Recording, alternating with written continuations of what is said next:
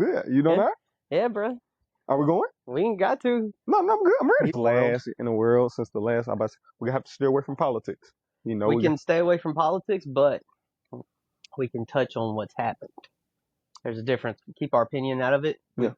All we're doing is just telling the news, baby. That's it. Yeah. That's how I feel about it. As long as I keep my opinion out of it, the army ain't gonna be like, Gary, what are you doing? Yeah. I say that's something major. I know they harp on you, boys. Stay out of politics. All right. So, yeah, I got a few things. I've been into fucking history lately, dog. Okay. Into a lot of history. Mostly the Crusades. You know a lot about that? I do not know about the Crusades. No. Yeah, it's the war for the Holy Land, Israel. It's kind of crazy. You had Europeans coming down fighting for Christianity to be there. You had Muslims fighting for the same area. And this, I can't remember. This is a Renaissance era time frame, if I'm not mistaken. It's just interesting to me because like those dudes, like they literally marched from Europe all the way down to the Middle East. Like you got to be committed to that shit if you're gonna do that. That's like the actual commitment. I mean, it's probably because they were committed to their king or whatever, or maybe they actually believed in the faith they were serving for. But like you've got these religions, like the major religions that are still today the most major, right? Who are fighting for the Holy Land, and the amount of people who died is just it's astronomical. And like I ended up watching a movie about it too, and I'm like, man, like this is insane. Like I wish I could like go into a little bit bigger depth on it. Depth on it because like I'm actually interested in it, but I'm not well enough versed to actually sit here and be like, well, you know, it was these people's, you know. I'm not well versed enough to be able to do any of that. I just find history in general like almost amazing because like you look at what happened to get us into World War One, right? And then you look at what started World War One. It was an assassin taking out a political figure. No. You've got all kinds of stuff that it continues. History has that. What's that saying? History repeats itself. It definitely does. And like you see a lot of that like trying to happen, like it's trying to repeat itself at times is what it feels like. And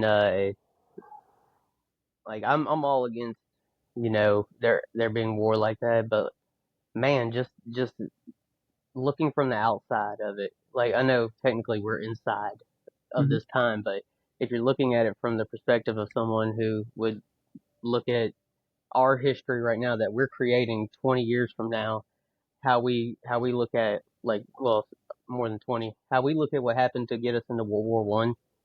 If you look at what's happening right now from that perspective of how we look at what happened then, dog.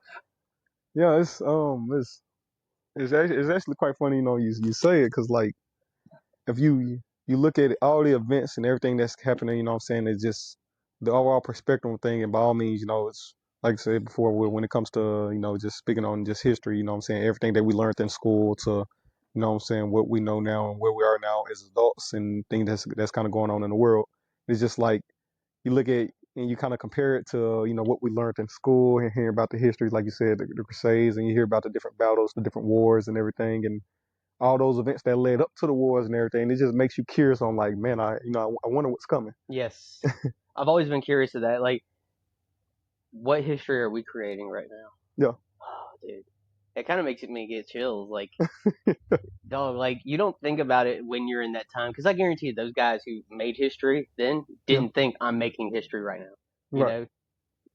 They just were doing what was best for them and what's best for their country.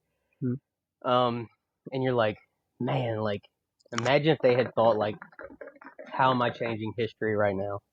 Like, there probably would have been a lot less shit that happened. Yeah.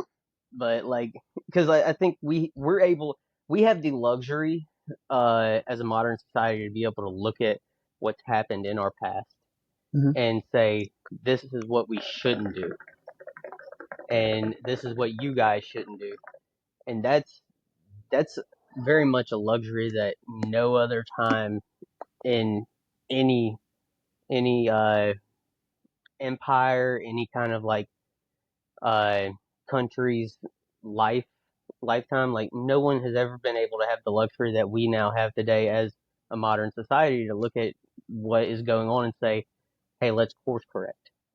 Yeah,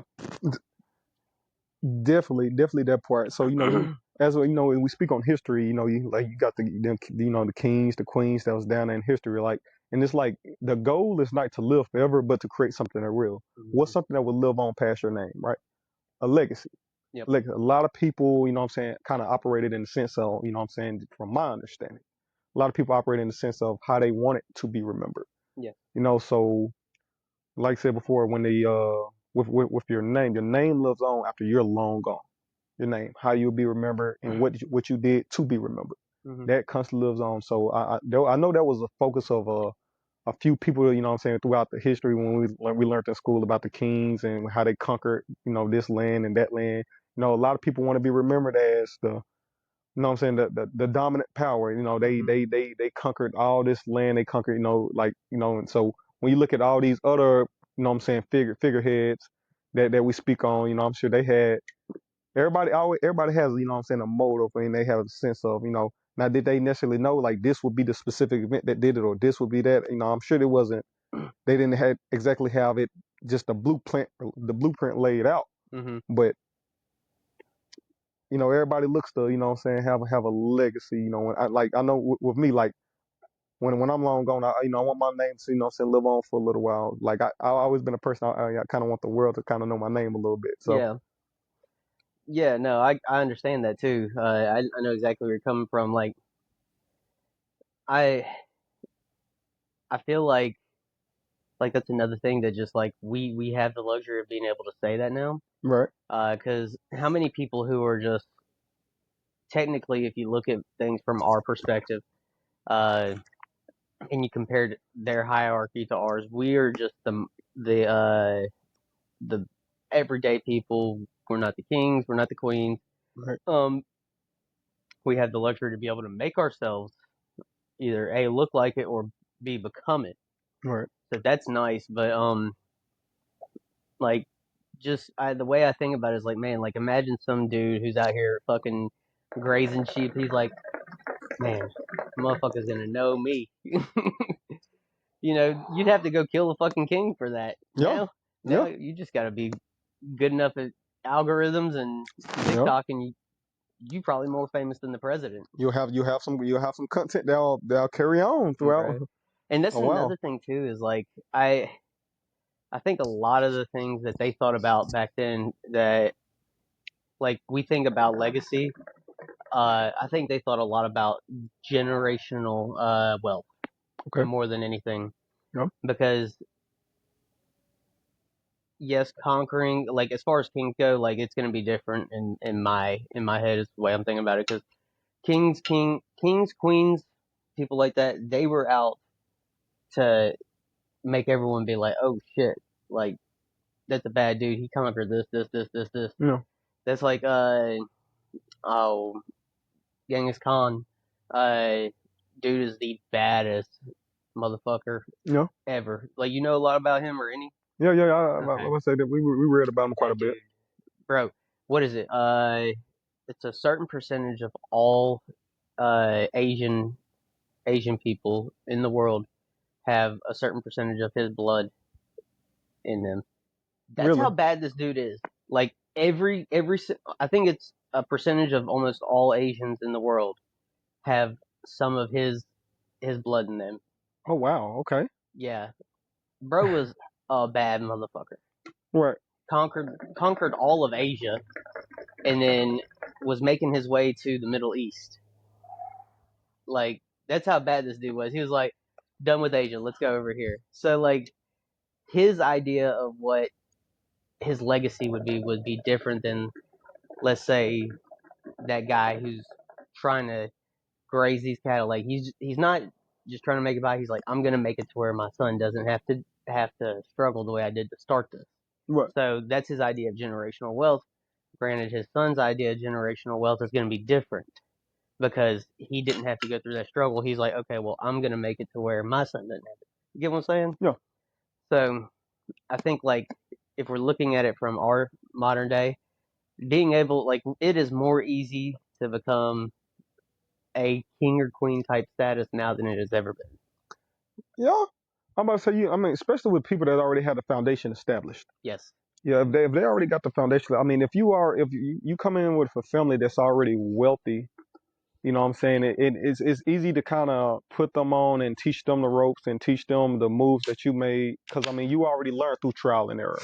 Mm-hmm. So it's kind of easy to, show them the stepping stones, you know what I'm saying? And from them, even pick up where you left off. Mm-hmm.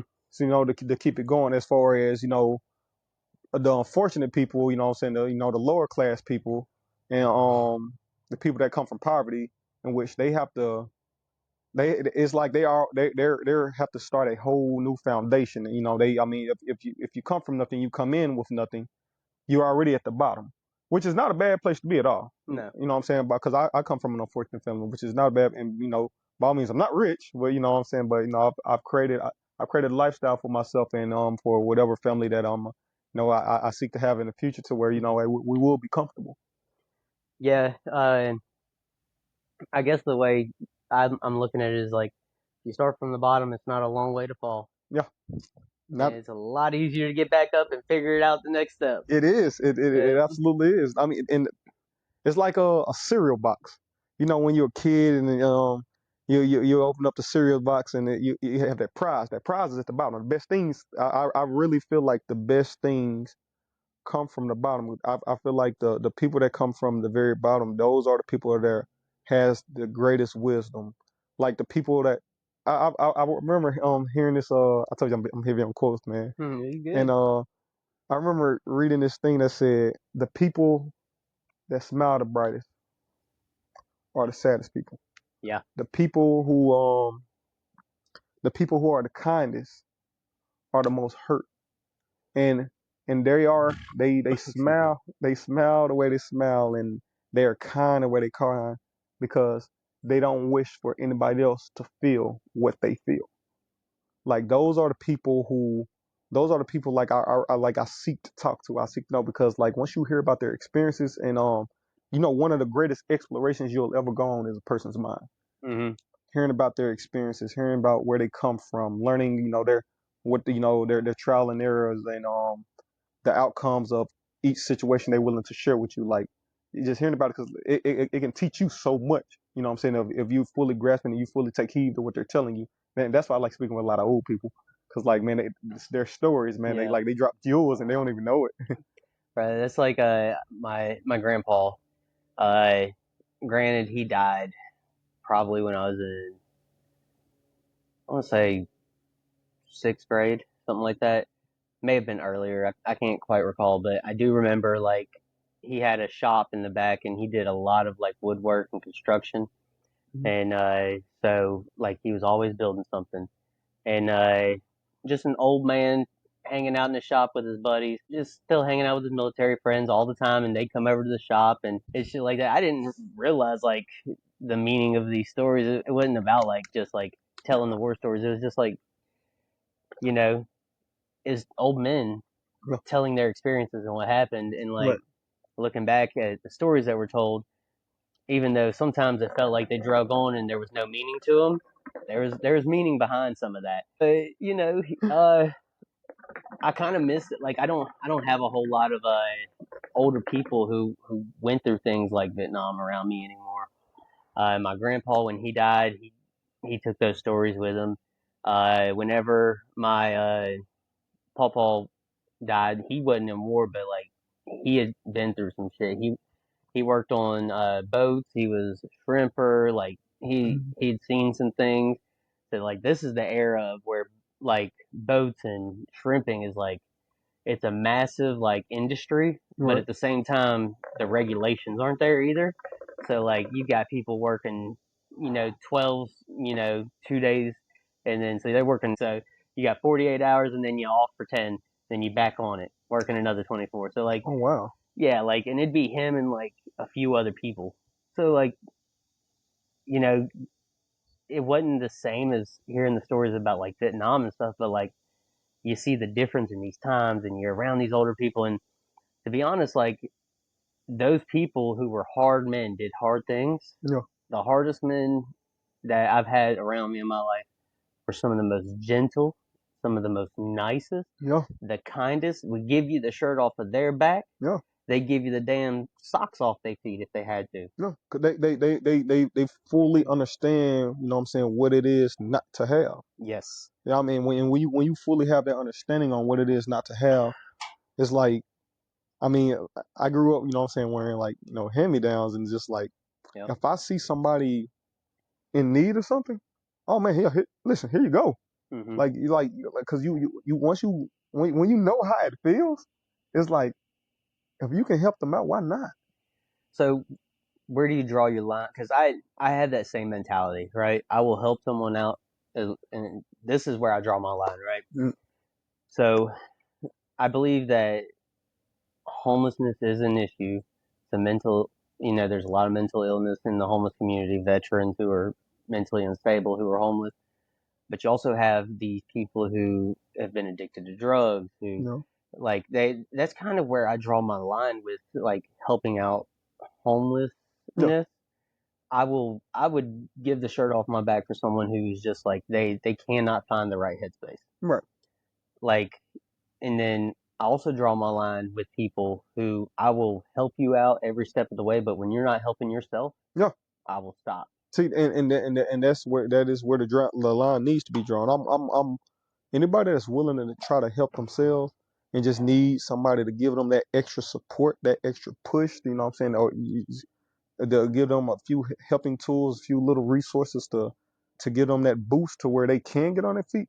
By all means, I'm there. Hmm. But it's like it's a difference between, you know, it's like the little saying, you know, you give a man a fish, you feed him for a day, but you teach a man a fish, you feed him for a lifetime. So in the midst of me, you know what I'm saying, trying to help people out, you know, it's like, hey, listen, yo, what are you trying to do? You know, I'll sit and I'll talk with a homeless person. And I should just see, like, so, hey, what are you doing? Okay, you're out here every day. You're asking for this and that. I get you trying to get on your feet. But now, what are you doing to even get, you know what I'm saying, help yourself get on your feet? Okay, you're out here every day. You know, while you out here every day, you know, you could be on the job every day. Hmm. You know, like just you just sit and, you know what I'm saying, kind of talk with them a little bit, and just, you know what I'm saying, and a lot of people got these disclaimers. You know, a lot of people got everybody has a battle. You know, a lot of people, you know, either felonies, or, you know, they got the felonies. They don't have this right type of support. Like it's always something. Everybody has a battle. Yeah.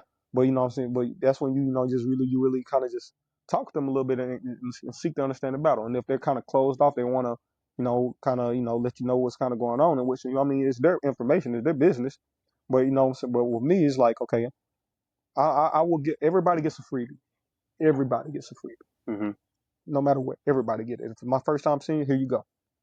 Now, the second time I see you, it's just like, okay, I don't mind helping you out again, but okay, but if it becomes a consistent pattern, okay.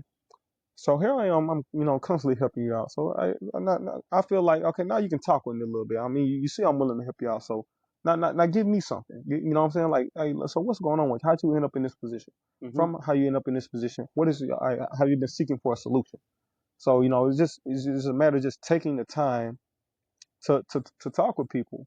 And, you know, society kind of just, you know, we see people and they don't have the best living conditions, or they probably don't look the most cleanliness and everything like that. It's like, you know, hey, you know, just, but a simple conversation, you know what I'm saying, don't hurt nobody, you know. But you I do a lot of work down actually by the armory. I do that dots up the street from there. I do mhm, the I'm gonna have to cut out the names of these stores, but I do the famous Martin Luther King, and then the one that's right next door on Pass Road. okay, So I see by the way, some, but so I see a lot of shit, and I mean that's both literally and figuratively. Like I went behind a store the other day and this dude fucking leaned up against the wall shitting on one of my stations, man. I said, what the fuck, man? I Well, said, there ain't no damn way. I just turned around and I said, I ain't checking that son bitch ever again. I said, I'm throwing that bitch away. But like, so I see like all these people, man, who like they say they're in hard times, and like I've been doing this job for 7 years now, and I see homeless pretty much everywhere I go. And like I've gave a lot of people the opportunity to talk to me, but then it gets to the point where it doesn't turn into just like, hey, like this is what I need. It's like, so what can you give me right now? Instead of like, hey, can I ask you for a hand, like for something? Like it's turned into, I don't know, like why it is lately. And like I'm gonna tell this story because it kind of like it's funny, but it like it fucked with me after. I was at this. I walk out. I'm done with the service. Put my stuff up, and I go to walk to the driver's side door. right, And as I'm walking over, this lady's walking up to me. She's probably about, I don't know, from us to your pool. And she looks at me. She says, "Boom!" Pops the top up. Nothing underneath. Says, "You got $1?" I said, "I can't believe this." I said, "No, I don't." And I just jumped in the truck and I took off. And I'm sitting here thinking, I'm like at first I was like, that's actually like hilarious. Like that must be something that happens regularly. Someone's like, let me see, and I'll give you money. I'm like, if that like, and then I started thinking, I'm like, that's kind of fucked up because if someone's doing that to somebody's daughter, no, if someone's doing that to someone's mom, no, saying, hey, let me get $1, I'll give you $1 if I can see something or you do something. I'm like, I would hate for that, even if like I know my mom would never be in that situation, but even if it happened that she ended up there, bro, I would fucking kill somebody if they did that to her. right, You know? So I'm like, it's sad to see that that lady had gotten so used to that being either the request or she knew that would be the easiest thing to get her money. no, That she was so comfortable with just walking up to me doing that and then saying, give me $1. yeah, and people that kind of goes through those experiences, like I really feel for them because like, it, how low has somebody made you feel to the point to where you feel like you have to do that in order to get some help if you or even ask for something. You know what I'm saying? Like, and matter of fact, that's just like the dating world right now. It's like everything is like transactional. Mm-hmm. You know, it's like it's always a. I mean, you rarely come across people who just genuinely wants to get to know you, looks to learn about you. You know what I'm saying? See if y'all, hear about y'all experiences. See if y'all can, y'all can a possible good fit for each other. And you know what I'm saying? See if y'all can teach each other things and see if you can build with them. But no, it's more so of a the dating pool now is like a what can you do for me type deal, or like how can this benefit me? And it's just like I mean that's I feel like that's like really the wrong mindset to kind of go in with things. So I like obviously I don't have to worry about the dating pool side of things, but like it seems like that's the case with everything though. Huh? Everything. Like honestly, like I I kind of get nervous asking people if they would be willing to do things like when I asked you, like you and I had conversation beforehand, so I kind of got the idea of like, okay, this isn't gonna be transactional. Like Yeah. we both do benefit, but this isn't the point of it. The point Right. of it is like we actually get to have good conversation and talk and shit. Yeah. By all means, yeah, And for I sure. could tell that that was the case whenever we talked. So I was comfortable asking you about this, Hmm. but like other people, like so I was nervous about asking because I'm like, I really don't want to like sit here and be like, hey, look, would you be willing to do this? And him be like, this is no benefit to me whatsoever. And then like I look like a dumbass. But I mean, that's kind of the risk of like, hey, let me put myself out there with this. But it like it has gotten to where everything's so transactional. Like it feels like you have to consider that as an option when you even start to think about asking for something. Yeah. I mean, in which like people time is valuable. People time is valuable. Not to say, but like the way that. the way I see it, is like, as I feel like everybody has always had somebody to kind of help them get to where they are. So if you feel like you're able to help somebody else out, and that's by either giving them their time or giving them your attention, or I mean, or a simple conversation, Mm-hmm. like like at what point, what I'm saying, do you stop being selfish, or do you get out of your head? Do you put your ego to the side, you put whatever it is you need to put to the side and be like, yeah, I don't mind doing this for this person. I mean, because I mean, if look at it, if you was in those shoes, you want a person to do it for you, Mm-hmm. or look at it. I mean, think about you at your lowest point, or you trying to get something off the ground, anything like that. You wish you had the support. You wish you had the people that will come out and lend a helping hand when you needed one. So it's like I try to embody every situation that comes to me as if it's my situation, and Mm-hmm. I look to react as if I will want the person to react. A lot of people they don't actually think, and not only do they not think about the situation as if they were in those shoes, but they also don't realize is whatever their response is going to be, every decision you make has collateral damage. Mm-hmm. No, you know what I'm saying? Everything has collateral damage. So if you were to come to me and I'm like, hey, listen, I want you to help me out with this and that, and I'll be like, no, it don't benefit me in no type of way, so no. Well, the collateral damage that is, I just made you feel like a fucking nobody, Yeah. shitbag, and like what I'm saying, worthless. Like, damn, I'm not worthy enough to get a little bit of your time to what I'm saying, like help you out with whatever it is you need help with. And it's Mm-hmm. like to to make a person, what I'm saying, feel that low, or to experience what I'm saying, that type of discomfort. It's like it's not okay. And the thing is, what you're up right now because you told them no, you're up, but what goes up must come down. It's gonna come back around to you. Humble yourself. Humble yourself. A life will do it for you. Oh, absolutely. So I had an incident where I I asked somebody if they'd be willing to at least listen to the podcast, right? Right. This is probably April, May, so we're literally 2 episodes, maybe 3 episodes in. I understand, like, like I said, everyone's time is fucking valuable. Everyone has things that they want to listen to, and I asked this guy. I said, "Hey, matter of fact, there's 2 incidents. One just happened with the last episode, but the first incident, this dude said, "Hey, man, like I've talked with him before. Thought he was a really nice guy, and thought that he would be willing to." And I go look after asking him, "Would you be willing to listen to the episode and then let me know what you think about it?" Mm-hmm. And never responded back. Just opened it and left it. I'm like, okay, so I'm not even good enough for a response. Like, I'd at least prefer to be told, "Hey, no, this is why." Like, bro, I don't care if you say I've got, I'm tutoring someone in math on fucking Friday, or hey, I'm swimming in the pool with my buddies. Right. Can't do it. Fine, Right. but like to simply just ignore, bro, Yeah. that burns me up. And then I'm gonna tell the second one that just happened. Guy who I known for years. He actually was a. I'm gonna cut this part out. And in 2020, I went and looked at our messages. I reached out to him about starting one, and he told me the information on what he did. And granted, like I said, we just started in April, so that's 5 years fucking in the waiting. And I asked him because we had some sound issues. The microphones had started to die at the end, so it started getting distorted. Right.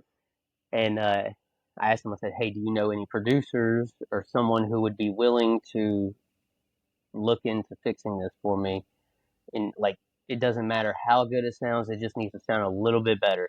I said, "I'll pay him whatever. I don't care." And dude couldn't even respond. He left me on red. And I'm like, dog, like just because your podcast made it now, just Yeah. because you've got a good little following, like you think you just don't have to respond to people. Like I don't ever want to be that person. I understand people do get busy, Yeah. but at a certain point, like you got to think to yourself, like, oh shit, I forgot to respond back to this guy. Yeah. But Still like, treat them as human. yeah, like luckily I was able to fix it though, like myself. So I'm like, fuck it, God obviously wanted me to figure it out, Hmm. and I did. Yeah, But still, that pissed me off. yeah. And I probably would have had the same type of feelings because, like, I mean, even now, like, I'm involved in and I constantly refer back to myself because I'm most knowledgeable about myself and everything Hmm. like that. And it's not that I'm self centered. It's just like I always refer to me with stuff. But like I'm I'm involved in so much and I'm busy so much, but I'm willing to make time for whatever. I mean, you see Yeah, when you pull it up, like you know what I'm saying, like hey, are you here? Like let's go, let's let's do do it. it. Like like I mean, you make the time for whatever it is you want to make the time for. And if I'm busy 23 hours out the day. And matter of fact, this is actually a real thing where like there's times where I bounce from one job to the next job to the next job, and then just when I finally get in my free time era where you know what I'm saying or I seek to go get sleep, Hmm. I'll get calls from either a family member or a friend just like, hey, Mike, listen, I hope you're not busy, but this is my situation, this was going on, and I'm just like, okay, yep, well, I'm on my way. Yo. You know, it's just like because like it's the fact that you know what I'm saying people already have the fact that they even reaching out for help, Hmm. that says a lot right there.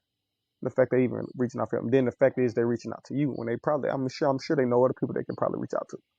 But the fact they even reaching out to you is because they view you as a dependable person. Hmm. So you know, What's that old saying? Be thankful for where you're at because at one point you wished you were there. yeah, Because like I was thinking about it. Um, Same situation as you. Like people will call me, hey, I need help with this, or hey, like, can you help me? Just calling asking for help. I mean, and granted, like, would I prefer if they called me just to say hey sometimes? Fuck yeah. yeah, But it'll be nice. like at one point, I do remember like being like, man, I wish I could be that guy that people depended on. And then like I became that guy, and then I looked at it, I was like, fuck, man, don't depend on. And then I'm like, you know what? I asked to be here at I one point. I asked for this. Yeah. I asked for this. I mean, and I really look at it like you know what I'm saying the higher power put us in a position that we in to help people. Mm-hmm. Like really to help. Like I'm good. I'm great. And it's just like at one point I wasn't, and when I wasn't, I seeked help. And Yep. God put people in your life for seasons and reasons. So I feel like He put the people He had in my life at the time to kind of steer me, to help guide me, to help me get into the position that I am now. I got a question for you because I've always had this issue. And it's something that it's a flaw of mine. At times I am too proud to ask for help from people. I like I've had it where literally I was eating fucking Planters peanuts from the small little 99-cent bag at the gas station Hmm? while on orders at Camp Shelby, and that was my lunch, my dinner, and my breakfast. Oh wow. Yeah, so like, cause like we just as a young soldier, you ain't got money like Yeah, that. yeah, yeah, yeah. Yep. You got to work your way up. Yeah, and so like I was broke. I was driving a truck that I could afford the truck, but the gas that went into the truck, that was another story. Different story. Yeah. So, driving that from the coast up to Camp Shelby daily for, not drill, but like orders or something like that, like costing me a lot of money. And then I started staying up there No. and I was too proud to ask anyone for money. I wouldn't ask my dad. I wouldn't ask like anybody. And luckily, I was always put in a position where people around me recognized that that was my mentality of I will not ask you for money. I will literally fucking gather up pennies in my truck just to buy some peanuts and eat. No. And luckily, I've been placed around people like that because I had an NCO, uh, Sergeant Grantham. He comes up to me and he says, "Hey, are you good?" I'm good. He said, "Well, you're not eating Planters tonight." And he gave me fucking $50. He said, because I think it was we were going on a Mississippi Monday weekend, and I was just gonna stay up there all 3 days.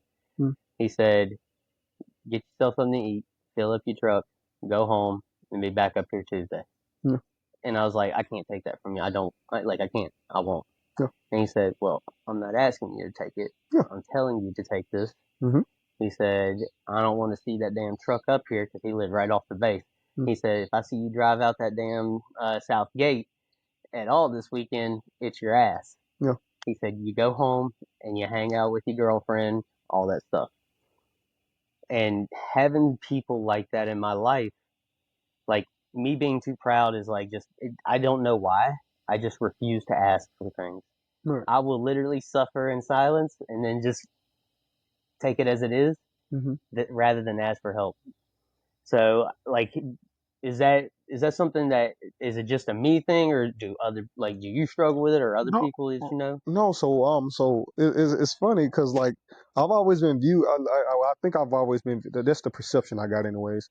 I've always been viewed as the person who always been in a good sense in which you know financially and mentally and everything like that, and which is the absolute furthest thing from the truth.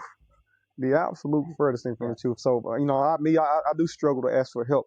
And, you know what I'm saying? And like and thing is, I will be needing help. And if somebody come help, ask me for help while I need help, I will put myself in a one worse position trying to help that person. Yep. And thing is, I really have to learn you can't help somebody if you can't help yourself. So that's firstly, but I do struggle. I struggled a lot. You know what I'm saying, with asking people for things because like I remember I actually asked somebody for something one time, and I've never been a person to look for handouts, never. Hmm. And but this person, I allowed this person to help me out in a sense, in which in which I did ask, and they helped me out. But then like they threw it in my face, like a few days later. Hmm. From that point, after that person threw it in my face, from there, I once I was able to pay this person back, pay them back. I mean, that's priority number one. You know what I'm saying? You pay your debts, Yes. pay that person back, and then I said, from now on, I will just do without before I sit and I ask somebody for something again because the way that I'm saying, the way it made me feel, I'm saying, like in just because we didn't see eye to eye on something, it's just like, well, I helped you out on this and that, just like, and then we like, well, give me this back right now. Then I'm just like, so I'm not in a position to give it back to you right now, but I assure you, as soon as I have it, I will, it will be back in your hands. Hmm. And then from there, it's just like I'm going to make sure I'm making decisions to where I'm never that low again, to where I have to absolutely ask anybody for anything, because like the I mean, I'm looking for the word for it, but the like really like the way it really just made me feel like it made me feel like less of a man. Yeah, it was the shock of like, bro, really?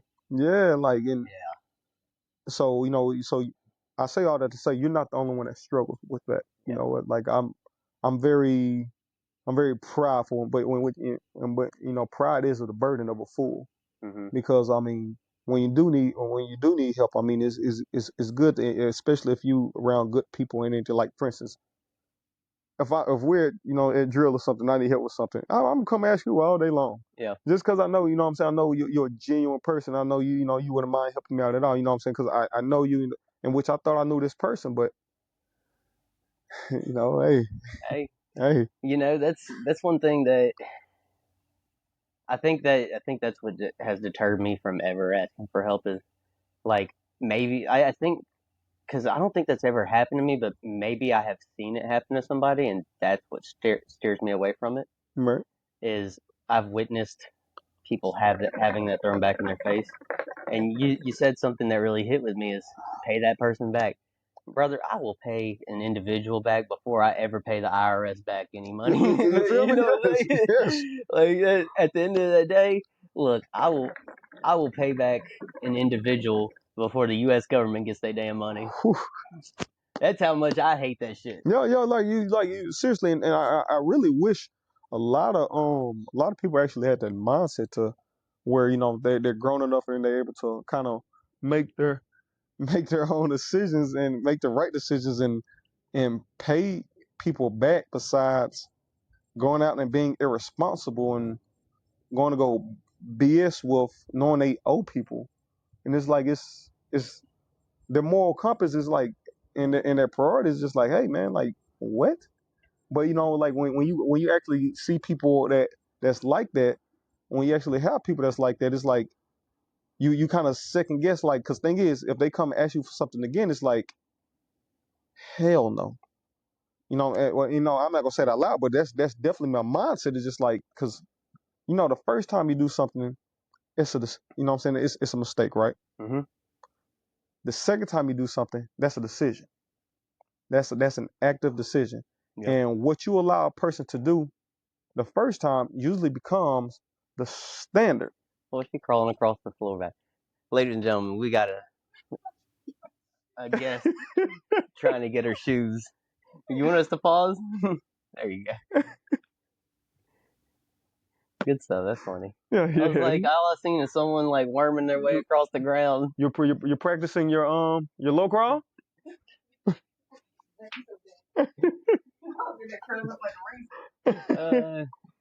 But no, man, yeah, I find it hard to ask for assistance with things. Um, Also, I think another reason that is because like if you can't depend on yourself to figure the situation out, when it becomes a real situation, how would you depend on yourself then? Big facts. So, like, I've witnessed it before where it's the same situation. Hey, go ask this person for something. You go ask them, and they're like, yeah, I'll get it to you. And then either A, they do it themselves, or B, it takes 10 days for them to send that information to you when you could have looked it up and found it in 5 minutes. Hmm. And and then when they do send it to you, then it's known throughout the entire like building or throughout your group Right. that, oh man, I had to help them find this or help them do this or that. Like I think I think like a lot of like I think it goes back to like just men. I don't want to say men because it's women too, but like men men have become like so just what's the way I can say it? They've become bitches. Yeah, They yeah. become bitches, It's man. the word. It's the word for it. Yeah, they sit here, they fucking gossip, they talk like they're fucking talking to their girlfriend, like they're talking to other women and shit. Like, Yeah. oh my god, you never guess what I did for him, and yeah, I had to help them do. Like, bro, shut the fuck up. Like, like, yeah, I get it. Like, you want to bullshit with your buddies about it or something, but like when you gossip into an entire like group of people who had no reason to have this knowledge or whatever, like, bro, that pisses me off. And it's the same guys who claim they're the manliest men. They're the baddest of the baddest. And I'm now referencing something other than like what we were talking about, but like it gets to that situation of like why people feel the need to throw that back in your face. It's like well, I did this for like they want people to know. Like like Right. like what do you think you're fucking Captain Save-A-Ho or something like Yeah. that? Like come on, dog. Like no one needs to know about it. You chose to tell someone about it because like it made you feel like a big man Yeah. that You wanted that everyone knew. praise. They Yeah. wanted that praise. Yeah. And it burns me the fuck up, man. It really does. Like I that's why I'll never ask for help from anyone other than people who like I can truly trust will not have that thrown back at us. Right. And like by us I mean like my group of individuals who I like who I'm with.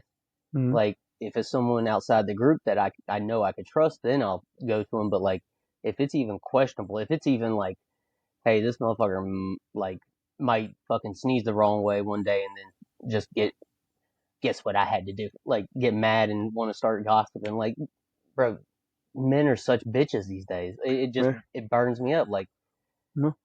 A man, and the thing is, a man, and like the way I see it, like a man that gossips is no longer a man. Like, I mean, for one, you don't have to broadcast the stuff you do for people, for one, and then like especially if it's genuine. If it's genuine, like you don't have to broadcast, nor do you have to bring it up. Like people know what you do, you know what you do, and the people that you've done it for know what you've done for them. So from that point on, it's just like once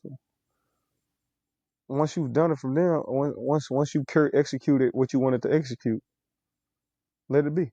Hmm. Like you'll catch your blessings later on down the line in some form or fashion. So like, I was listening to Kevin Gates earlier, and there's a verse in Funny How, Hmm. and I'm gonna summarize. Obviously, he says there was a lot of men, or there was a lot of guys who essentially he he says there's a lot of guys who I trusted that were laughing about me behind my back, and that's very much just a summarization by a Gary summarization is what I'm gonna call that. But like that's the thing, man. Like they laughing at like that. That's why I'm like, oh man, I hate asking for help because like, man, you never know. No. And but like, I guess that's part of life. Like you trust, and if you get burned, and you know what to look Yeah. for the next time. But um, man, it's just like when I heard that verse, I was like, damn, bro, I've been listening to this song since that album. I don't even know when that album came out. Like, and that one just hit me today while I'm driving. I was like, dog, it took that long for me to hear that line and say, bro, I know that feeling. Kevin Gates. He has a song called "Smiling Faces." Oh, I love that one. Thus, and like beware of smiling faces. And like when I actually just sat down and just listened to that song, he also got another one that's called "Perfect Imperfection" that I Hmm. really like. But when I listened to "Smiling Faces," like it made me like really just take a look at the people I had around me, Yeah. and like and honestly speaking, and I'm gonna say this, and I know a lot, quite a few people, what I'm saying, is gonna watch this, and if they feel some type of way about it, if the shoe fit, wear it. Yeah, But dog. Wear that shoe. if the shoe fit, wear it. But I've had so many people that will smile in my face and that wanted to be close around me just so they can see what I'm doing, what I'm working on, so they can keep tabs of absolutely everything, and not because they want to support me and they're praying for my prosperity. They hoping you fail. But yeah, they're waiting for a slip up. They're waiting for me to fail. It's just so they can go broadcast it. Hmm. And it's just like with that type of when you have that type of envy and that type of jealousy around you, it starts to drain you. And thing is, it's kind of hard to depict. Well, it was hard to depict for at the first because it's just like, nah, this person wouldn't do this to me. Nah, this person. Well, I'm sitting here telling you the people that you think wouldn't do nothing to you. Those are the people who are the most dangerous because man, the fact that I mean I'm talking about this. You know how they say keep your enemy close, but I was about to say that. keep your friends closer and keep Keep family closest. keep keep family close. Keep friends closer. No, No, it's keep your close. enemy close, keep your friends closer, and keep your family closest. Because the thing is, I with your enemy, you know what I'm saying, they y'all you kind of know where you stand with them. You know what I'm saying? Y'all know y'all don't see eye to eye. Y'all know y'all don't like each other. That's the hard cold fact right there. Hmm. You know what I'm saying? So you already know what to expect from them. Now, your friends and your family, you think these are people that's supporting you. You don't think they will do no wrong to you. So you let your guard down a little bit more, and you're a lot more vulnerable around them. But in fact, those people, and I hate that. Well, and it's been my experience, but those type of people are the people you watch for sure. We got to get going. Okay, that's fine. All right, Uh you about to go? Oh, I'm about to say you ain't oh. coming to the lounge. I'm about to say we about to go to the lounge in a second. Yeah. So Okay. um, what do you think about this fight this weekend? Oh man, so Canelo versus Bud. Bud. Yeah, Yes, so sir. both great fighters. Both are absolutely fantastic fighters. I've watched Canelo, a lot of his fights. I watched a lot of Bud fights. Now Bud is moving up 2 weight classes. He's moving up 2 weight classes. But just looking at his skill set, just looking at like when he fought Errol Spence, and man, like I a lot of people saying with him jumping up to weight classes, he's taking on way more. He's biting off way more than he can chew. Mm-hmm. But man, I honestly believe like I really don't know which way to go because I fully believe he'll be able to handle it. And then, as well I know as Canelo, he's a great fighter as well. Mm-hmm. I watched him, especially he lost to Floyd, but just looking at him and then just watching a few more of his fights, and I actually was in there earlier looking at some of his highlights, and I'm just like, okay, well, yeah, he got a good skill set too. Yeah, With Bud being southpaw and Canelo being orthodox. I'm just like, man, this is really going to be a match. it's gonna be a good matchup. So let me tell you why I'm going Bud. Okay, You know where my boy's from? where he's from? Big dog. Nebraska. He from Omaha. Uh, yeah, we got good things going on in Nebraska right now, man. I feel really good about this. Like, bro, we just beat Akron. Like, Akron is a not a good team, but they are a college football team. They Hmm. are Division One. We beat them 68-0. Oh wow. Like, I don't care who you are. You beat a team like that, dog. You're good. You're a good team. Right. We got that. Bud is fighting. Like, I don't feel. I feel like Nebraska is unstoppable right now. Mm. Like, he walked out with the team last year. He walked them out the tunnel and like had the belt, and he ran out the tunnel with the team. Like, he bleeds for Nebraska, and I when I found out, I was like, oh man, I knew who he was, and like it just never registered. He was from Nebraska, and then I was like, oh shit. So I've been rooting for Bud ever since then. Right. But this fight, man, like you said, two weight classes up. Yeah. I just I feel like he's got that he's got that that push that's going through the state right now. Yeah. He He's definitely a dog, man. He's definitely a dog. Especially, and then when they did weigh in, he doesn't look drained. He doesn't look. He actually looks very healthy. he walks around at 170, doesn't he? Yeah. Yeah. I believe so. Yeah, so like I mean, he's bro. You don't even have to do weight cuts. Like that's nice. Yeah. I think if anything, the only thing that takes a toll is going to be cardio. Yeah. Definitely cardio. But like you're not draining yourself at all. Yeah. So I don't know, man. I think it's going to be a damn good fight. I'm looking forward to it. I'm excited to see him walk out the ring with the title. Yeah. Uh, excuse me, I'm sorry, the damn energy drink getting to me. No, you're But fine. no, man, I really believe like I was listening to the Embedded series that they have on YouTube with Hmm. him and Canelo, Hmm. and dude, he grew up in the same area my dad grew up in Omaha. My dad was telling me stories about it, like, and I'm like, oh, he came out of that and he became a world champion. Yeah. Man, Yeah. Give him his flowers. exactly. Give him his flowers. Anybody that, like I said before, and this kind of just touches on what we touched on earlier about some of the best things coming from the bottom. Mhm.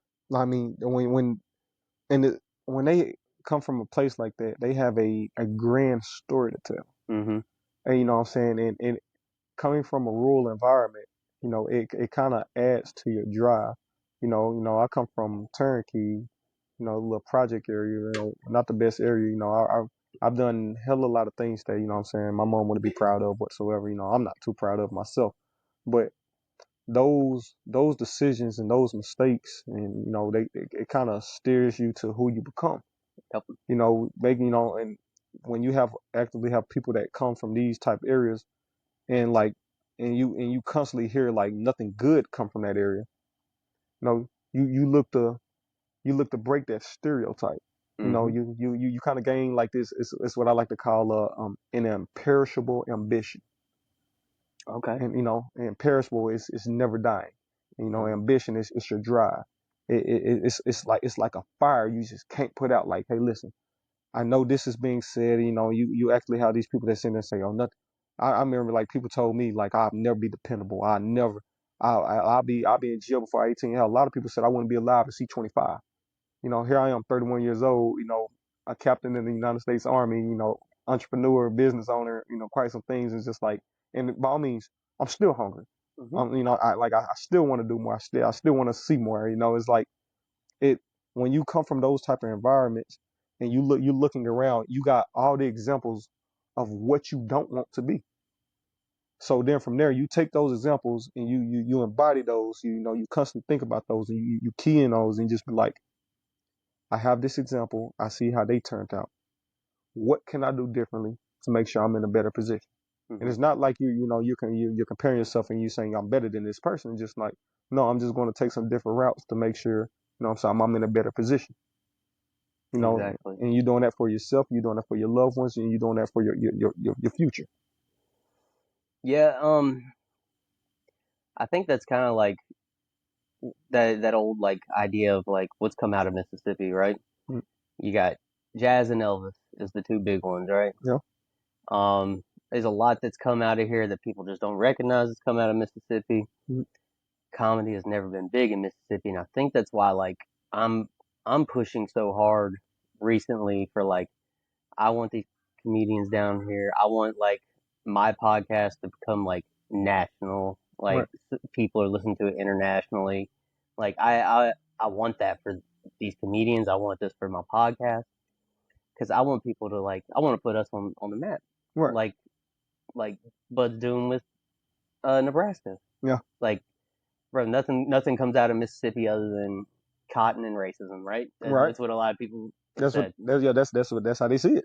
So we got we got dogs down here. We do. We Oh, got dogs down for here, sure.